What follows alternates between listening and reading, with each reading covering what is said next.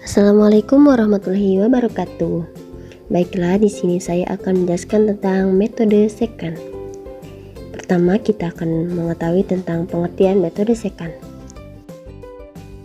Metode secant merupakan perbaikan dari metode regulasi Falcy dan Newton-Raphson, di mana kemiringan dua titik dinyatakan secara diskrit dengan mengambil bentuk garis lurus yang melalui satu titik. Pada metode Newton-Raphson memerlukan syarat wajib, di mana fx harus memiliki turunan f aksen x, sehingga syarat wajib ini dianggap sulit, karena tidak semua fungsi dengan mudah mencari turunannya. Oleh karena itu, muncullah ide untuk mencari persamaan yang ekuivalen dengan rumus turunan fungsinya. Nah, ide inilah yang disebut metode secant. Metode secant ini menggunakan gradien garis yang melalui titik x0, fx0, dan x1, fx1. Secara umum, rumus metode Raphson yaitu xn ditambah 1 sama dengan xn dikurang fxn dibagi f aksen xn. Sedangkan rumus metode secant yaitu xn dikurang fxn dikali xn dikurang xn-1 dibagi fxn dikurang fxn-1. Metode secant merupakan salah satu metode terbuka untuk menentukan solusi akar dan persamaan non-linier dengan prinsip utama. Yang pertama, metode ini melakukan pendekatan terhadap kurva fx dengan garis secant yang ditentukan oleh dua titik akhir. Yang kedua, nilai taksir akar selanjutnya adalah titik potong antara garis secant dengan sumbu x. Tujuan dari metode secant sendiri yaitu untuk menyelesaikan masalah yang terdapat pada metode Newton-Raphson, yang dimana terkadang sulit mendapatkan turunan pertama untuk f aksen x-nya. Sedangkan fungsi dari metode secant adalah untuk menaksirkan akar dengan menggunakan diferensi daripada turunan untuk memperkirakan kemiringan atau slot. Metode secant ini juga merupakan salah satu metode yang tidak memerlukan selang yang mengapit akar dalam proses penyelesaian akar persamaannya. Namun, dalam metode ini memerlukan tebakan awal. Dalam metode Newton-Raphson hanya memerlukan tebakan satu titik. Sedangkan di metode secant memerlukan tebakan awal dua titik. Perbedaan lainnya antara metode secant dengan metode Newton-Raphson yaitu dalam penghitungan turunan fungsinya, metode Raphson menghitung turunannya secara analitik, sedangkan metode secant menggunakan metode numerik. Adapun langkah-langkah dalam menyelesaikan metode secant, yang pertama, menentukan tebakan awal berupa dua titik. Biasanya dalam soal sudah diketahui titik-titiknya. Yang kedua, rumus formula. Rumus formulanya yaitu xn ditambah 1 sama dengan xn dikurang fxn dikali xn dikurang xn-1 dibagi fxn dikurang fxn-1. Yang ketiga, kriteria berhentinya, yaitu ketika iterasi atau harga fungsi fxn ditambah 1 sudah sangat kecil dan menuju 0 atau sama dengan 0, maka iterasinya berhenti. Langsung saja ke contoh soal. Tentukan salah satu akar persamaan dari fx sama dengan x3 ditambah x2 dikurang 3x dikurang 3 dengan tebakan awal x1 sama dengan 1 dan x2 sama dengan 2. Penyelesaiannya yaitu iterasi 1. Langkah pertama kita adalah mencari nilai dari fx atau fungsi x. Untuk x1 sama dengan 1, maka kita ganti nilai dari fx-nya, x-nya menjadi 1. Jadi 1 pangkat 3 ditambah 1 pangkat 2 dikurang 3 dikali 1 dikurang 3 sama dengan min 4. Begitu juga dengan x2, kita ganti x nya menjadi 2 menghasilkan nilai 3. Kemudian kita mencari rumus xn ditambah 1. Rumus formulanya seperti yang sudah diketahui. Kita masukkan nilai x2 nya yaitu 2, lalu masukkan nilai fx2 nya yaitu 3, nilai x2 2, nilai x1 1, lalu juga masukkan nilai fx1 nya yaitu min 4. Kita operasikan sehingga menghasilkan nilai 1,57142 untuk x3 nya. Ini dapat cari dengan kalkulator. Kemudian setelah kita mendapatkan x3, kita mencari nilai dari fungsi x3 nya dengan rumus seperti yang ada di soal. Kita tinggal ganti x nya menjadi x3 dengan nilai 1,57142.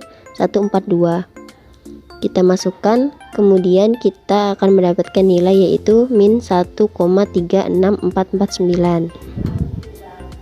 Setelah itu kita mencari nilai dari epsilonnya dengan cara menghitung hasil mutlak dari x3 dikurang x2 dibagi x3 dikali 100% agar kita mendapatkan nilai persennya. Kita masukkan berarti 1,57142 dikurang 2 dibagi 1,57142 dikalikan 100%, hasilnya 27,243%. Karena kriteria berhentinya adalah nilai yang sangat kecil yang menuju 0 atau sama dengan 0, maka iterasinya dihentikan. Kemudian kita akan lanjutkan dengan menghitung iterasi yang kedua, menghitung nilai dari x4, yaitu x3 dikurang fx3 dikali x3 dikurang x2 dibagi fx3 dikurang fx2. Masukkan nilai dari x3, kemudian nilai fx3, nilai dari x2, x3 dan fx2. Kita operasikan sehingga hasilnya didapatkan dengan kalkulator 1,70540. Setelah itu cari juga nilai dari fx4 dengan cara x4 pangkat 3 ditambah x4 pangkat 2 dikurang 3 kali x4 dikurang 3. Kita masukkan nilai dari x4 nya yang sudah kita dapatkan tadi yaitu 1,70540, mendapatkan hasil min 0,24774. Kemudian kita juga mencari nilai epsilonnya. Epsilon 2 berarti mutlak dari x4 dikurang x3 dibagi x4 dikali 100%. Masukkan nilai dari x4 nya yaitu 1,70540. Kemudian kita ganti juga nilai x3 nya yaitu 1,57142. Kita operasikan, hasilnya yaitu 1,856%. Karena ini juga masih jauh mendekati 0 atau sama dengan 0, kita lanjutkan untuk iterasi yang ketiga. Iterasi yang ketiga yaitu kita mencari nilai dari x5 dengan rumus x4 dikurang fx4 dikali x4 dikurang x3 dibagi fx4 dikurang fx3. Kita masukkan nilainya yang sudah kita dapatkan, kemudian hasilnya yaitu 1,73514.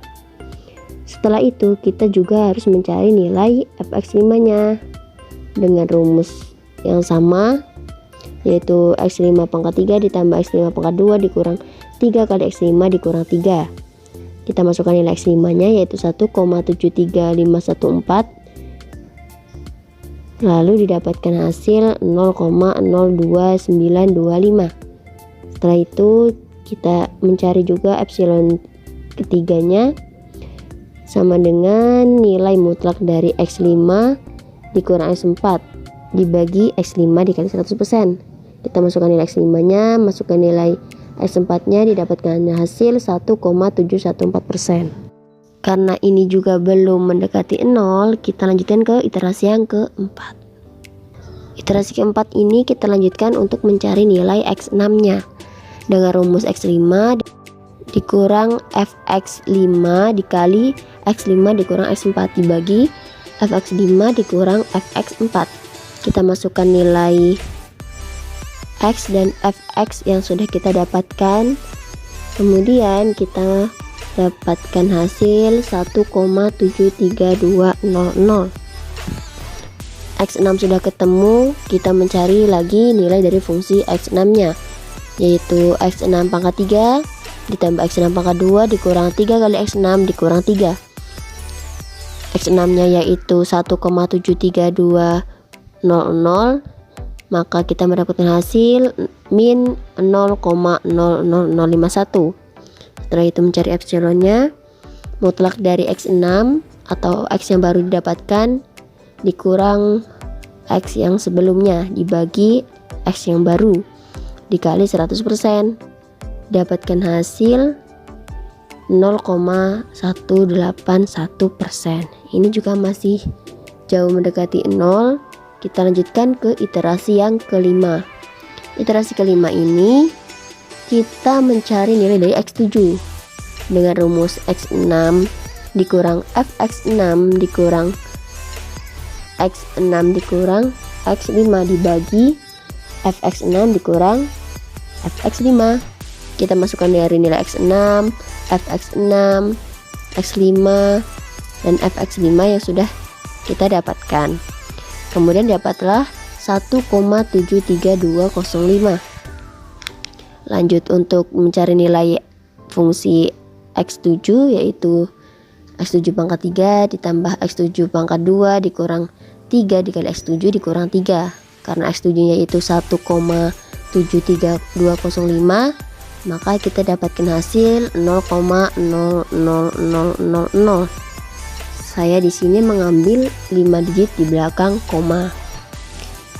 Lalu kita juga mencari epsilon yang kelima dengan mutlak x7 dikurang x6 dibagi x7 dikali 100%. Masukkan nilai x7 dan x6 nya, dapatkan nilai 0,002%.